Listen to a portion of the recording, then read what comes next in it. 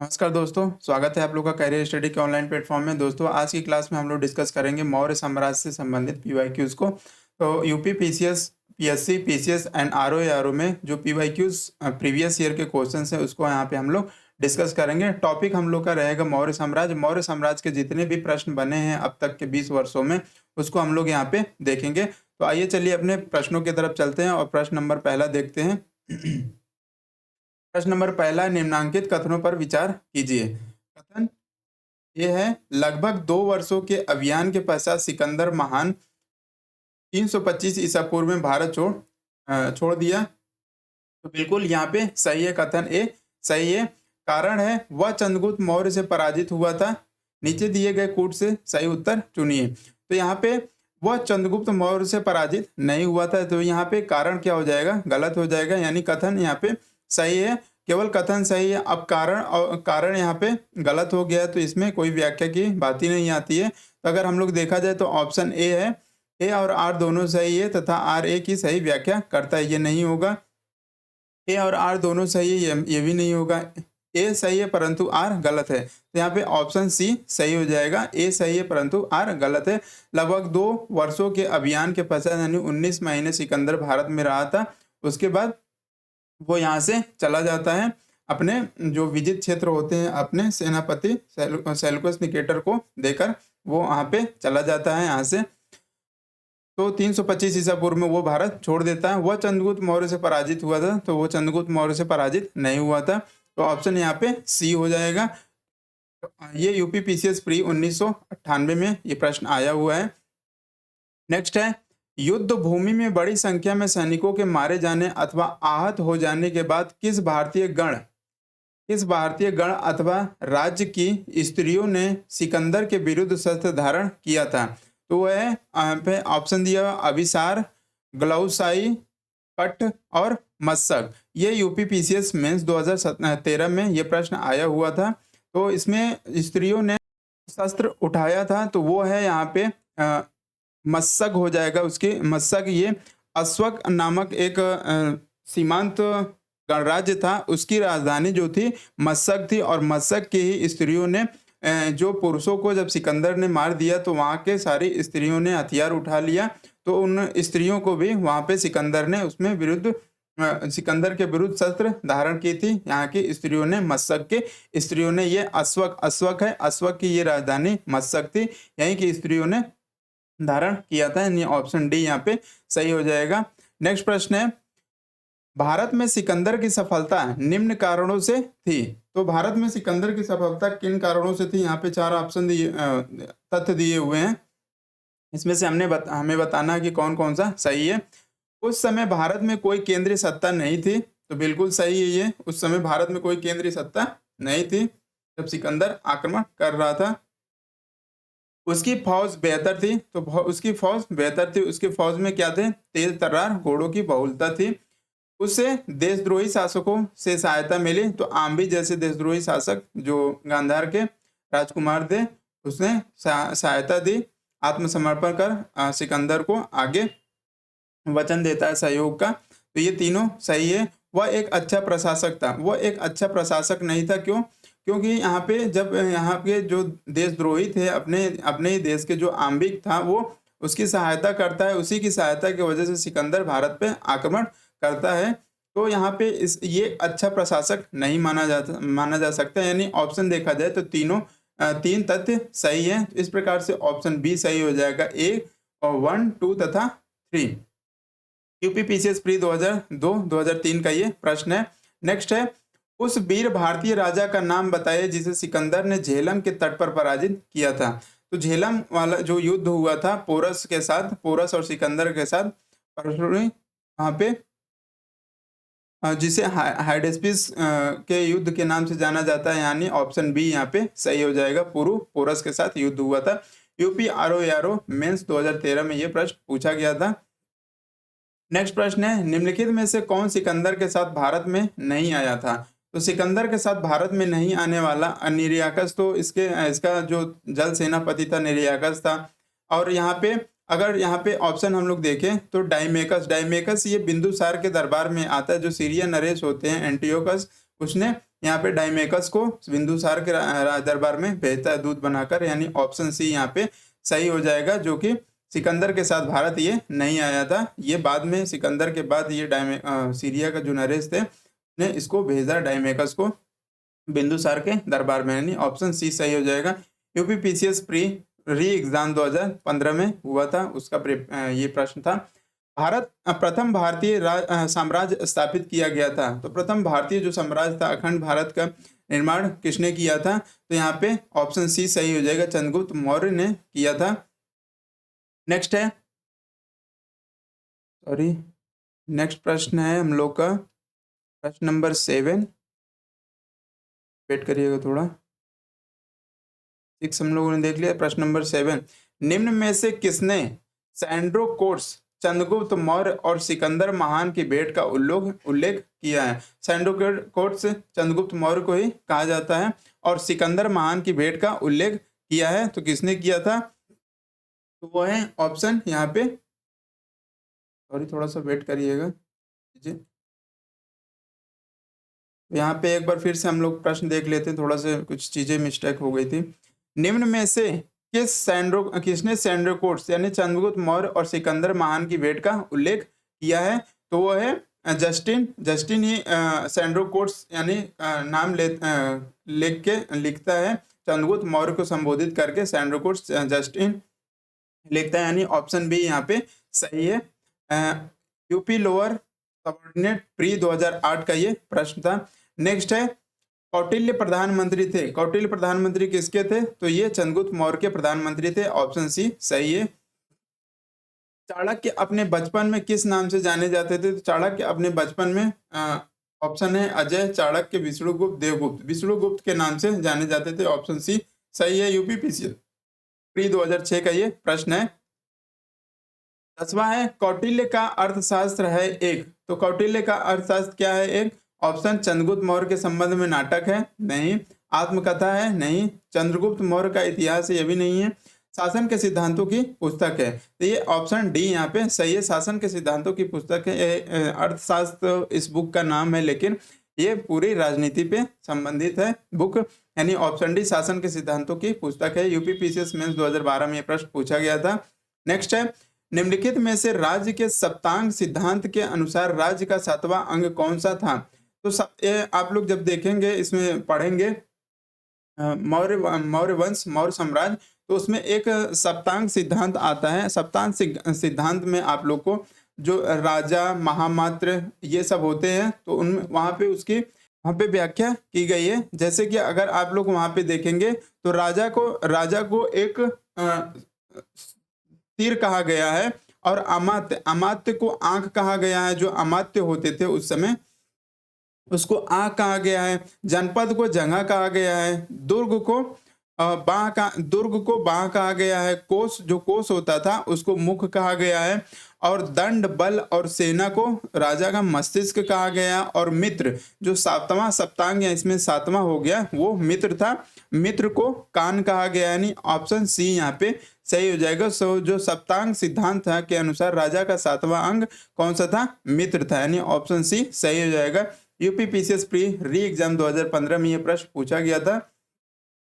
Next है, निम्नांकित में से किसकी तुलना मैकियावेली के प्रिंस से की जाती है? तो मैकियावेली के प्रिंस से तुलना कौटिल्य की का अर्थशास्त्र की जाती है, यानी ऑप्शन बी यहाँ पे सही है। यूपीपीसीएस प्री 2015 का ये पेपर है। नेक्स्ट प्रश्न है, किसके शासनकाल में डिमेकस भारत आया था? तो डिमेकस किसके शासनकाल में भारत आया? तो बिंदुसार के शासनकाल में भारत आया था, पीछे भी बताया हमने। नेक्स्ट है, भारत का प्रथम अस्पताल एवं औषधि बाग निर्माण करवाया था, किसने करवाया था? तो अशोक ने करवाया था, यानी ऑप्शन ए सही हो जाएगा। नेक्स्ट है, मालवा, गुजरात एवं महाराष्ट्र किस शासक ने पहली बार जीता? तो मालवा, गुजरात एवं महाराष्ट्र, ये तीनों महाराष्ट्र किस शासक ने पहली बार जीता था? तो इन तीनों राज्यों को, जनपदों को ये चंद्रगुप्त मौर्य ने जीता था, यानी ऑप्शन डी यहाँ पे सही जगह। यूपीपीसीएस प्री 1991 का ये प्रश्न है। नेक्स्ट है, अभिलेख जिससे यह प्रमाणित होता है कि चंद्रगुप्त का प्रभाव पश्चिम भारत, गुजरात पर था, वो है कौन सा? किस अभिलेख से प्राप्त पता चलता है? तो रुद्रदामन का जूनागढ़ अभिलेख से प्राप्त चलता है, यानी ऑप्शन सी यहाँ पे सही है। यूपी पीसीएस प्री 1996 का ये प्रश्न है। चंद्रगुप्त मौर्य ने सेलुकस को किस वर्ष में पराजित किया था? तो चंद्रगुप्त मौर्य ने जो सेलुकस निकेटर था, जो सिकंदर का सेनापति था, थल सेनापति, उसको ये इससे युद्ध होता है 305 ईसा पूर्व में, और यहाँ पे सेलुकस निकेटर पराजित हो जाता है, और पराजित होने के बाद संधि होती है। संधि होने के बाद क्या होता है, 500 हाथी लेकर के वहाँ पे 4 राज्यों को चंद्रगुप्त मौर्य को दे देता है, जिसमें से कंधार के सारे राज्य होते हैं अफगानिस्तान साइड के। तो ऑप्शन यहाँ पे सी सही हो जाएगा, 305 ईसा पूर्व। यूपी आरओ मेंस 2014 में ये प्रश्न पूछा गया था। नेक्स्ट है, किसने सहिष्णुता, उदारता और करुणा के त्रिविधि आधार पर राजधर्म की स्थापना की? तो सहिष्णुता, उदारता और करुणा के त्रिविधि आधार पर राजधर्म की स्थापना अशोक करता है, ऑप्शन ए सही है। यूपी पीसीएस प्री 1993 का ये प्रश्न है। नेक्स्ट है, भारत का प्रथम अस्पताल एवं औषधि बाग निर्माण करवाया था, किसने करवाया था? तो अभी हम लोग आगे भी देखें, ये फिर से आया हुआ यूपी लोअर सबऑर्डिनेट मेंस 2015 में, ऑप्शन ए सही होगा। नेक्स्ट प्रश्न है 20, निम्नलिखित में से किस स्रोतों में अशोक के राज्यकाल में तृतीय बौद्ध संगीति होने का उल्लेख मिलता है? तो तृतीय बौद्ध संगीति होने का उल्लेख ऑप्शन यहाँ पे दिया हुआ है, अशोक के अभिलेख, दीपवंश, महावंश, दिव्योदान। तो इसमें से देखा जाए तो अशोक के जो तृतीय बौद्ध संगीति का मिलता है, ऑप्शन बी हो जाएगा, इसमें दीपवंश और महावंश में मिलता है, ऑप्शन बी ये सही हो जाएगा। 2 और 3 है। नेक्स्ट है, रज्जुक थे, रज्जुक कौन थे? तो रज्जुक जो थे मौर्य शासन में ये अधिकारी हुआ करते थे, यानी ऑप्शन बी यहाँ पे सही हो जाएगा, मौर्य शासन में अधिकारी हुआ करते थे। नेक्स्ट प्रश्न है 22, सार्थवाह, सार्थवाह किसे कहते थे? तो सार्थवाह कहा जाता था व्यापारियों के काफिले को, यानी ऑप्शन बी यहाँ पे सही हो जाएगा। यूपी पीसीएस स्पेशल मेंस 2008 का ये प्रश्न है।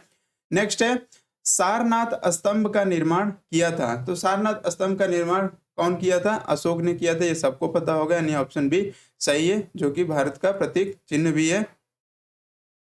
नेक्स्ट है 24, सूची 1 को सूची 2 से मिलाई मैचिंग का प्रश्न है। एक तरफ स्थान दिया हुआ है, एक तरफ स्मारक और भग्नावशेष दिए हुए हैं। तो यहाँ पे कौशाम्बी, कौशाम्बी स्थान, ये स्थान का नाम है कौशाम्बी, और इसमें जो स्मारक यहाँ पे कौन सी है? तो यहाँ पे रानाभर स्तूप है।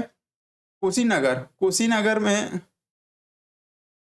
में क्या है? तो कुशीनगर में अगर हम लोग देखें तो यहाँ पे कौशाम्बी में घोषिताराम स्तूप है, और कुशीनगर में रानाभर स्तूप है।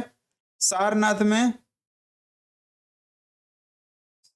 में यहाँ पे धम्मेक स्तूप है, और श्रावस्ती में सहेत महेत है। तो इस प्रकार से यहाँ पे देखें तो ऑप्शन इसका हो जाएगा हम लोग का 2, 3, 1 एंड 4 से मैचिंग हो रहा है, तो ऑप्शन सी यहाँ पे सही हो जाएगा। यूपी पीसीएस मेंस 2010 में यह प्रश्न पूछा गया था। नेक्स्ट है 25, तीर्थ यात्रा के समय सम्राट अशोक निम्नलिखित स्थानों पर गए, उन्होंने किस मार्ग का अनुगमन किया? तो तीर्थ यात्रा के समय सम्राट जो अशोक था कौन कौन से मार्गों से गया? तो सबसे पहले किस मार्ग से गए, इसकी क्रोनोलॉजी हम लोग को बतानी है। तो सबसे पहले वो गए थे यहाँ पे लुम्बिनी के बाद सबसे पहला लुम्बिनी हो गया। उसके बाद वो यहाँ से सीधे गए कपिलावस्तु, जो कि वहीं पे कपिलावस्तु के लुम्बिनी में, तो लुम्बिनी गए, लुम्बिनी के बाद कपिलावस्तु गए, कपिलावस्तु के बाद ये गए गया के बाद ये पहुंचे सारनाथ के बाद ये कुशीनगर गए, और कुशीनगर के बाद ये श्रावस्ती, लास्ट में श्रावस्ती गए। तो इस प्रकार से अगर हम लोग देखें तो 4,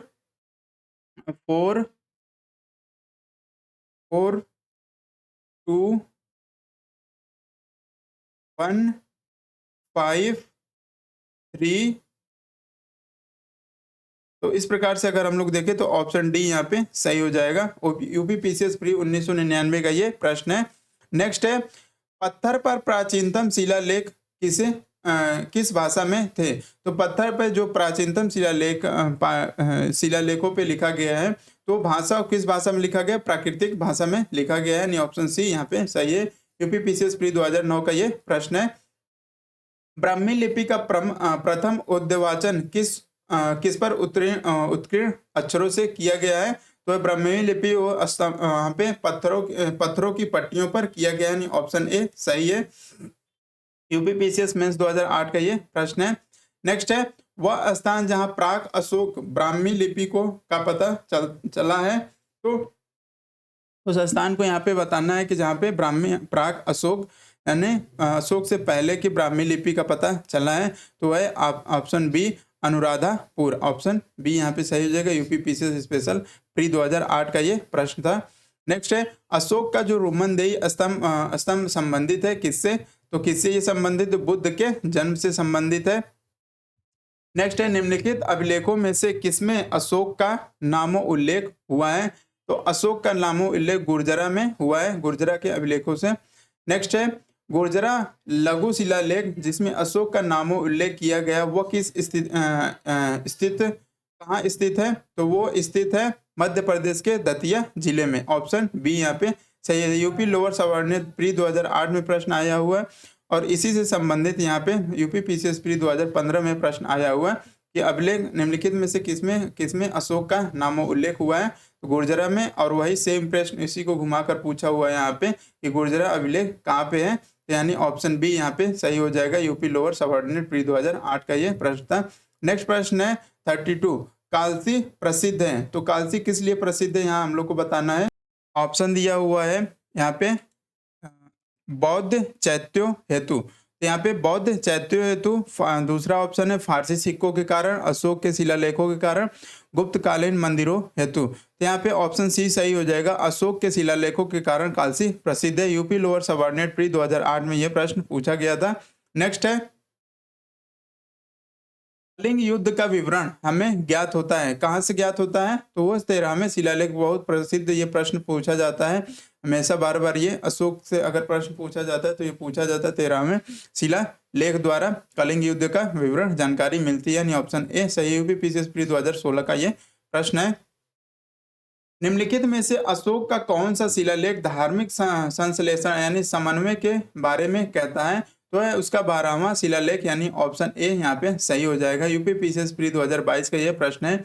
नेक्स्ट है, अशोक के निम्न अभिलेखों में से पूर्ण रूपेण धार्मिक सहिष्णुता के प्रति समर्पित यहाँ पे कौन होगा, कौन सा अभिलेख है? तो यानी ऑप्शन बी यहाँ पे जो यही प्रश्न यहाँ पे आगे भी पूछा था, ये प्रश्न यहाँ पे ये पूछा हुआ है यूपीपीसीएस प्री 2022 में, और ये पूछा हुआ है प्रश्न यूपी लोअर सबऑर्डिनेट 2008 में। अशोक के निम्न अभिलेखों में से संपूर्ण रूपेण धार्मिक सहिष्णुता के प्रति समर्पित कौन सा अभिलेख है? तो है 12वां अभिलेख शिलालेख, यानी ऑप्शन बी यहाँ पे सही होगा। नेक्स्ट प्रश्न है, निम्नलिखित में से किस दक्षिण राज्य का उल्लेख अशोक के अभिलेख में नहीं है? तो वो है ऑप्शन ए चोल राज्य का उल्लेख नहीं है। यूपीपीसीएस मेंस 2005 में ये प्रश्न पूछा गया था। नेक्स्ट है, टालेमी फिलाडेल्फस तुर्मय जिसके साथ अशोक के राजनय संबंध थे, कहाँ का शासक था? तो ये शासक मिस्र का था, यानी ऑप्शन बी यहाँ पे सही हो जाएगा।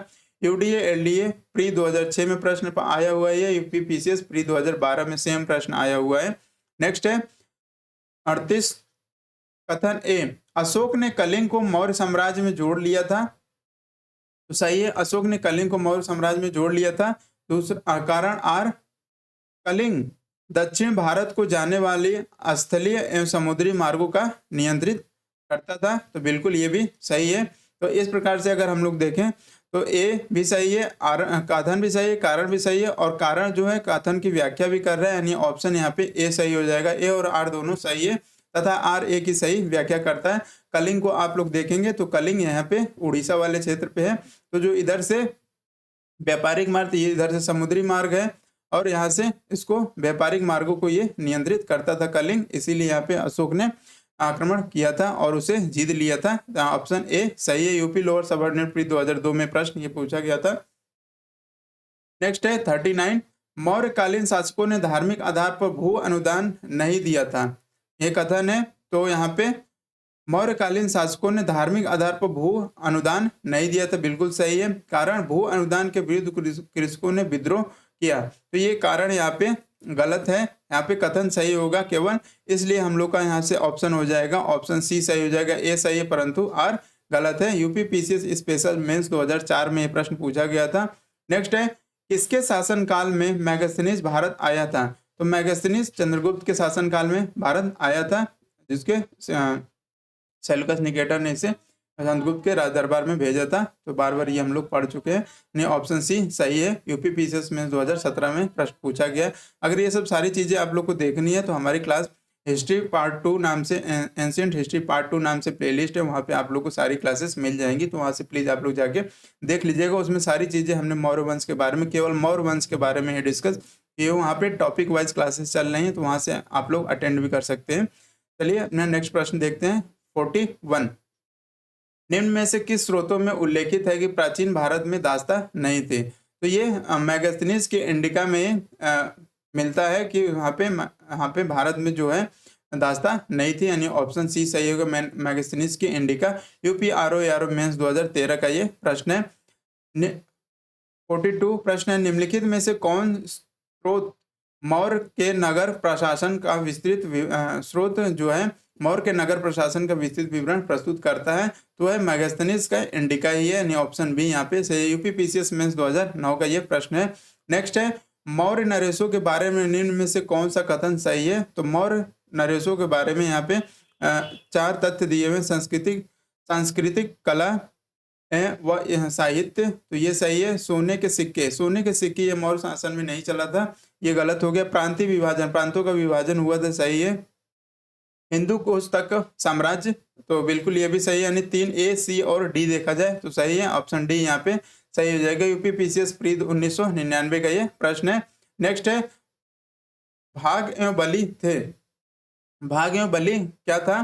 तो ये राजस्व के एक स्रोत होता था, यानी ऑप्शन बी यहाँ पे सही हो जाएगा। यूपी पीसीएस प्री 1996 का ये प्रश्न है। नेक्स्ट है 45, मौर्य काल में सीता से तात्पर्य है? तो सीता क्या था उस समय? राजकीय भूमि से प्राप्त आय तो होता था, तो उसी को सीता कहा जाता था, यानी option C. UP PCS pre 2013 का ये प्रश्न है। नेक्स्ट है, मौर्य मंत्रिपरिषद में निम्न में से कौन राजस्व इकट्ठा करने से संबंधित था? तो राजस्व कौन अधिकारी इकट्ठा करता था? तो समाहर्ता करता था, यानी ऑप्शन ए सही। इससे प्रश्न बार बार पूछ रहे हैं, इसलिए इसके सारे जो मंत्री अध्यक्ष है उसको आप लोग सही से देख जाइएगा किसी भी एग्जाम में, यानी ऑप्शन ए सही। UP lower subordinate special pre 2008 में प्रश्न पूछा गया था। नेक्स्ट है 47, निम्नलिखित में से कौन मौर्य युगीन अधिकारी तौल माप का प्रभारी होता था? तो तौल माप का प्रभारी पौताध्यक्ष होता था, यानी ऑप्शन ए सही है। यूपी पीसीएस मेंस 2012 का ये प्रश्न है।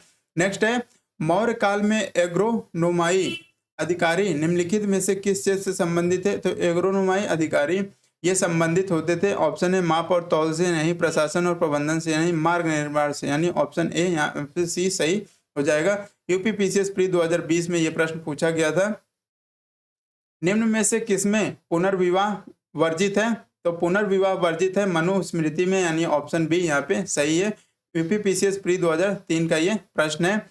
नेक्स्ट है, विदेशियों को भारतीय समाज में मनु द्वारा दिया गया सामाजिक स्तर था? तो जो विदेशियों को भारतीय समाज में मनु द्वारा जो दिया गया सामाजिक स्तर था वो क्या था? क्षत्रियों का, व्रात्य क्षत्रियों का, वैश्यों का, शूद्रों का। तो ये व्रात्य क्षत्रियों का, यानी ऑप्शन बी सही है। यूपी पीसीएस प्री 2014 का ये प्रश्न था। नेक्स्ट प्रश्न है, मैचिंग का प्रश्न है ये, सूची 1 को सूची 2 से मिलाना है। तो चंद्रगुप्त मौर्य का इन लोगों का दूसरा नाम यहाँ पे दिया हुआ है। तो चंद्रगुप्त मौर्य का क्या नाम था? सेंड्रोकोटस। बिंदुसार का अमित्रघात, अशोक का प्रियदर्शी और चाणक्य का विष्णुगुप्त। तो इस प्रकार से हम लोग देखें तो 2, 3, 1 एंड 4 से मैचिंग हो रही है, तो ऑप्शन यहाँ पे क्या हो जाएगा? ऑप्शन सी सही हो जाएगा। यूपी यूडीए एलडीए प्री 2001 का प्रश्न है। यूपी यूडीए एलडीए क्या होता है? UP Uttar Pradesh upper division assistant होता है, ये एलडीए लोअर डिवीजन असिस्टेंट होता है। ये पहले जो आरओ की अब वैकेंसी निकल रही है, इसी को पहले यूडीए एलडीए के नाम से वैकेंसी आती थी, तो इसी को अब चेंज करके आरओ कर दिया गया। तो उसी का ये भी प्रश्न है, आरओ का ही। नेक्स्ट है, ईसवी सन के पूर्व की कुछ शताब्दी में निम्नलिखित में से किन शासकों ने गिरनार क्षेत्र में जल संसाधन व्यवस्था की ओर ध्यान दिया था? तो है यहाँ पे दो चार तथ्य दिए, महापद्मानंद, चंद्रगुप्त मौर्य, अशोक और रुद्रदामन। तो यहाँ पे चंद्रगुप्त मौर्य और अशोक ने इस ध्यान दिया था, यानी ऑप्शन बी यहाँ पे सही हो जाएगा। यूपी यूडी एलडीए प्री 2006 में ये प्रश्न पूछा गया था। नेक्स्ट है 53, निम्नलिखित अभिलेखों में से किसमें अशोक का अभिलेख भी पाया गया है? तो अब अशोक का अभिलेख किसमें पाया गया? तो महाक्षत्र रुद्रदामन का जूनागढ़ अभिलेख में पाया गया, यानी ऑप्शन ए सही है। यूपी पीसीएस मेंस 2016 का यह प्रश्न है। नेक्स्ट प्रश्न है, बराबर पहाड़ी की गुफाओं के विषय में निम्न में से कौन एक सही नहीं है? तो बराबर पहाड़ी के में गुफाओं में जो अशोक ने निर्माण करवाया था उसके बारे में यहाँ पे दिया हुआ है। तो बराबर पहाड़ी पर कुल 4 गुफाएं बिल्कुल यहाँ पे सही है। यहाँ पे क्या पूछा हुआ? सही नहीं है। तो ये यहाँ पे सही है, बराबर की पहाड़ी पर कुल 4 गुफाएं हैं, सही है ये। 3 गुफाओं की दीवारों पर अशोक के अभिलेख उत्कीर्ण है, तो ये भी सही है। ये अभिलेख इन गुफाओं को आजीविकाओं को समर्पित होने का उल्लेख करते हैं, बिल्कुल सही है ये भी। ये अभिलेख ईसा पूर्व 6ठी शताब्दी के हैं, बिल्कुल गलत है। अशोक का कार्यकाल अगर देखेंगे आप लोग तो 273 से वो कब तक रहता है? 232 ईसा पूर्व तक उसका शासनकाल रहता है। तो वो 6ठी शताब्दी ईसा पूर्व में कैसे जा सकता है? तो यहाँ पे ऑप्शन डी सही हो जाएगा यहाँ पे, जो कि बराबर पहाड़ी गुफाओं के विषय में ये सही नहीं है, यानी ऑप्शन डी सही है। यूपी पीसीएस प्री 2017 में ये प्रश्न पूछा गया था। नेक्स्ट है, निम्न में से कौन सा युगम सही सुमेलित है? तो यहाँ पे मैचिंग कराना है। तो यहाँ पे लोथल एंशिएंट डॉकयार्ड था, बिल्कुल सही है। Sarnath first sermon of Buddha, बिल्कुल ये भी सही है। Rajgir line capital of Ashok. Nalanda great seat of Buddhist learning, तो बिल्कुल ये भी सही है। तो यहाँ पे देखा जाए तो राजगीर जो है लाइन कैपिटल ऑफ अशोक नहीं है, यानी ऑप्शन यहाँ पे तीसरा सही सुमेल नहीं है। नीचे दिए गए गुट का प्रयोग कर सही उत्तर चुनिए और निम्न में से कौन सा सही सुमेलित है? तो ये 3 सही सुमेलित है, पहला, दूसरा और चौथा, यानी ऑप्शन सी यहाँ पे सही हो जाएगा, पहला, दूसरा तथा चौथा। यूपी पीसीएस मेंस 2004 में यह प्रश्न पूछा गया था।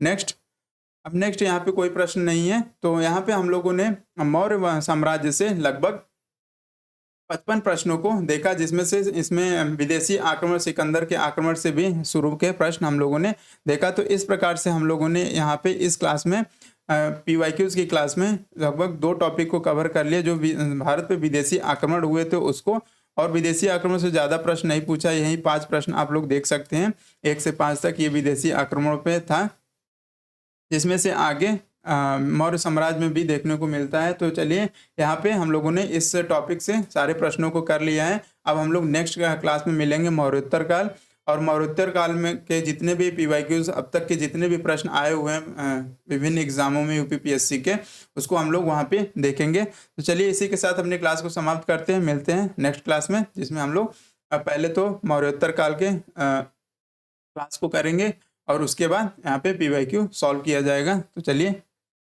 क्लास को समाप्त करते हैं, धन्यवाद, मिलते हैं नेक्स्ट क्लास में।